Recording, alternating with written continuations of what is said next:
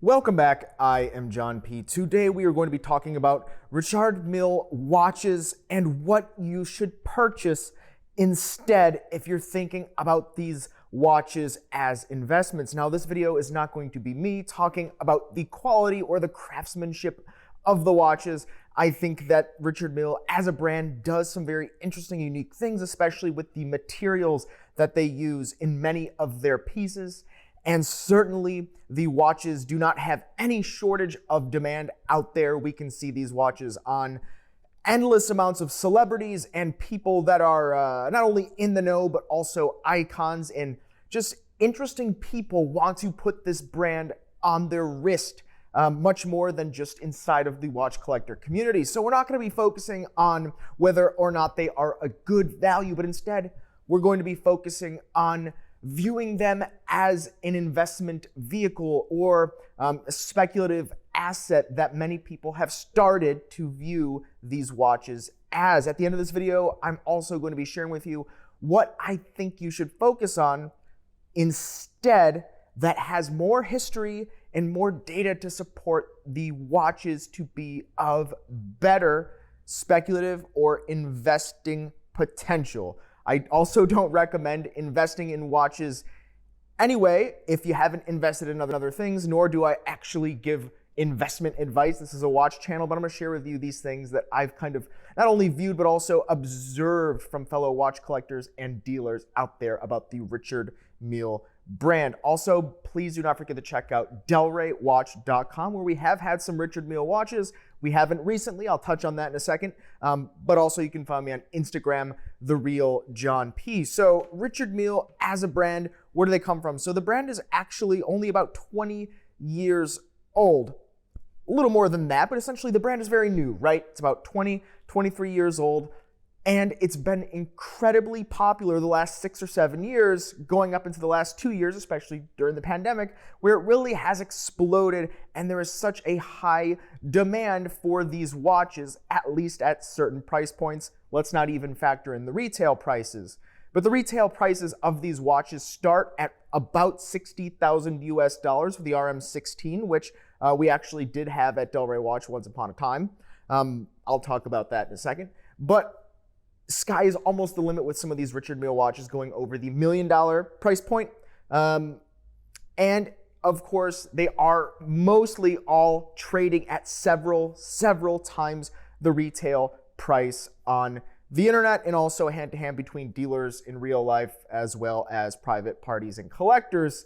Though something to keep in mind with the retail prices is there's not a retail price list. You can't go to the Richard Mille website and view all the prices, and it's much more of an underground thing, almost an invitation to purchase these watches, where you'd find the price tag out at the time of purchase. So the RM16 at this point is likely to be a little bit higher, but they do that for a reason, and they do tend to cater their collector community, certainly much more than they did once upon a time, decades ago. Another thing to keep in mind with the Richard Mille brand is they produce about 5,000 watches per year. Now, they've been backed up a little bit because of the pandemic, but I think we're going to see them in full swing coming back very quickly to hit that 5,000 piece mark per year. And to put that into perspective, Rolex produces a little over 1 million watches per year, so certainly much less than that, but maybe just north of the micro brand territory where we're talking 1,000 pieces per year. And I get it, there's a lot of demand, so that does make sense. Now, let's kind of look at this from that investment perspective and look to the history of other brands that we can kind of compare to and really decide together whether or not this makes sense as an investment vehicle or as a watch that you should feel extremely comfortable long-term holding if it's from that angle, right? I mean, to give you one statistic, right? Go to Chrono24, the online platform for buying, selling, and trading watches. There are around 800 at the time of releasing this video, Richard Mille watches available for sale. Now, some might say, are these dealers? Are these private parties? The good thing is the platform gives you a filter where you can filter out private parties versus dealers. And roughly 30 of these watches out of the nearly 800 watches are private party. And so we could say that, we will say that the absolute vast majority of the watches for sale on Chrono24 are from dealers. Now, this is also not factoring into the Richard Mille watches that are for sale out there in the public, in retail stores, at trade shows, places in the world where Chrono24 just doesn't do business or selling online isn't as popular. There are people that purchase these watches all over the world, let alone any type of good or service. So we could roughly say maybe there's 1,000 Richard Mille watches for sale on the secondary market at the time of shooting this watch. And they're producing 5,000 of these watches every year. And something else to keep in mind is they're producing more of the models that are available in their current collection every day of the year. Maybe not every day, but you get the picture. They're producing more and more of these Richard Mille watches. There have been some models to have been discontinued, but the ones that people are really gravitating towards, I think at this point, the ones many times the retail price, are the hottest, the latest, the greatest, and they're producing these watches daily. Now, there's something to be said as well before we touch on some examples in history of where this has been a similar phenomenon, is these watches tend to attract a certain type of collector. You have the people that view them as the alternative assets, but there's something about the style of the Richard Mille watches that it's just not timeless, right? If you look at Rolex watches, the models from 100 years ago look like the models from today in a lot of aspects and regards, right? The Submariner looks like a Submariner from a long time ago. Different dimensions, perspectives, different things about that watch in terms of the mechanics, but a Submariner looks like a Submariner, and the same could be said about a lot of Patek Philippe watches. The distinctive Calatrava style as well is timeless, classic, but the Richard Mille watches are very avant-garde, new, cutting-edge materials, modern, driven in that kind of way with that kind of futuristic focus. So that's something to keep in mind, is that the Richard Mille collector is someone that is attracted to what's going on, what's the hottest, what's the latest and greatest, and we have to think in the back of our head, well, this may not become timeless, right? If this is the trend, it's not based on a timeless design that stood the test of the time.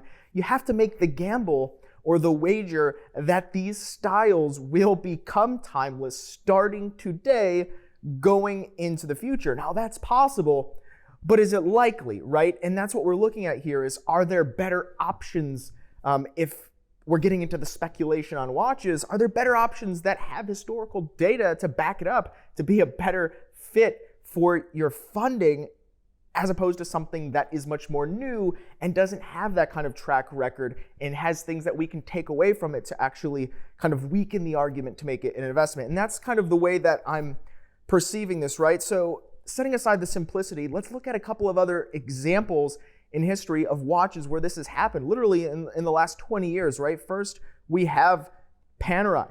Panerai was on the wrists of every celebrity out there, right?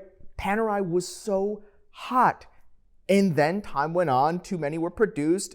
The celebrities and what was hot, what was popular kind of moved on. I remember walking into an authorized dealer for Panerai, and they had waiting lists when the Panerai watches became extremely hot. Now Panerai is in a bit of a branding issue, and that's one example of, people, mainstream popular culture outside of the watch collecting community kind of just moved past Panerai. Now they went on to Franck Muller. Franck Muller, the master of complications, that would oftentimes put a module on an ETA movement, be the master of complications. Every celebrity had the Franck Muller watches, and today they're going through this kind of rebranding type of phase, much like Panerai is doing. Now that takes us into IWC, which does have the history, that does have the quality behind them, and does have a very large luxury house. But they had the IWC Big Pilot that every basketball player wanted to have, every football player, everyone wanted it. And so you had a lot of people jump into it, right? The John Mayers of the world got into the IWC Big Pilots, but then, kind of moved on. These types of people got into the more popular watches of the time. And of course, we have to mention Hublot, because that's probably the most extreme example and the most recent example of this as well. Hublot, everyone talked about it. Every song, every movie, everything that was pop culture was Hublot. And today, I'm not exactly sure what Hublot is doing, to be quite honest with you. There's endless amounts of videos of people talking about Hublot as, being a watch that sometimes people look down upon. I don't think that's totally true because they've done a lot of things in terms of improving the quality of their watches, but you get the idea. Was very hot, everyone wanted them, and then they dumped them on the market because they just kept producing them, and it was a bit of a cash cow business scenario for the brand, and they really took advantage of that, and that's what happens oftentimes in companies, let alone the luxury watch industry, or the luxury industry, where something is hot and you strike the iron while it is hot, and that is what we see with Richard Mille as well. Now, I'll make this generalization about Richard Mille collecting, and it's not something that's always the case. So if any of you out there have some in your collection, I'm not saying this is anything bad in any kind of a way, but when I see a Richard Mille collector, it's very rare for someone to have one Richard Mille in their collection, right? It becomes a bit of a defining thing for their collection, right? They'll get one Richard Mille, then they'll love it. They'll get another one, and then it becomes about the investments, and it's, oh, well, I've seen these go up in price, well, I'll buy some more because these will go up in price. Maybe the realization on the upside of the watches hasn't happened because they want to hold on to them for future upside. But I see people with Richard Milles collecting a lot of them, including celebrities, which makes up a very large chunk of the Richard Mille collector fan base. They buy a lot of these watches, and I think it makes sense considering we're talking these types of price points where that is very much the norm for watch collecting at that level. Now, we can look back through the auction houses to see the endless amounts of celebrity watch auctions, right? You have this endless amounts of celebrity watch auctions at Christie's and Sotheby's where a celebrity will say, I've amassed all these watches, I had a lot of fun, but now I put them out on the market and sell them all.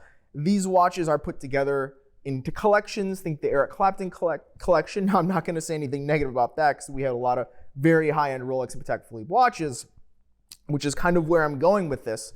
But what we see is Richard Mille collectors buy a lot of these watches. The watches are very in the moment, in the now, hot and heavy in pop culture. And a lot of people are holding this, including dealers. And so I think as time goes on, this scenario could happen where so many of these watches are just pushed onto the market at once, competing with the dealers that are holding a lot of these watches in their inventory, and it forces high competition in terms of pricing so that they can sell the watches, because we're talking significant sums of money here from a lot of these watches, if not most, where the trickle-down effect just kind of plummets the pricing on the watches for the Richard Mille, and we do see a bit of a price crash. Now, I don't know when this is going to be, right? Will it happen ever? Maybe they will beat all the odds, beat all the other brands that came before them and had that spotlight in what is hot. Maybe they'll do that. It's possible. Anything is possible. But I think if we had to talk about something to be the best option in comparison, right? Like, would you rather put your money into the Richard Mille if you didn't love it, but you wanted to speculate? Or would you rather put it into something like a unique or rare vintage Rolex that they're not producing anymore, right? Something very special, something from Patek Philippe that is vintage and rare, something that you would get from the auction house. Think some of the calendars, think some of the, the grand complication watches, think some of the application pieces where they truly are just not producing them. They're out there, you get them for roughly the same kind of a price point as the Richard Mille watches, and it has that track history of not only increase in notoriety over the course of a century for Rolex and nearly 2 centuries for Patek Philippe at this point, but you have the historical data of the watches being there, the brand being there, a going concern, the prices going up, the collector base expanding, and you just don't have that with Richard Mille. It's at a much smaller scale, the designs are not timeless, and the data is not there. And so I also preach put in your collection what you love. But if you don't love these watches for what they are, you don't like necessarily the designs, but you want to speculate, I think instead the focus should be on the auction houses, the rarer vintage watches like the Rolex, the Patek Philippe, the watches that are guaranteed to be unique, guaranteed to be drawing up. They're not making any more, and the brands have centuries of history and data to support the big speculation that would be being made at watches of this price point.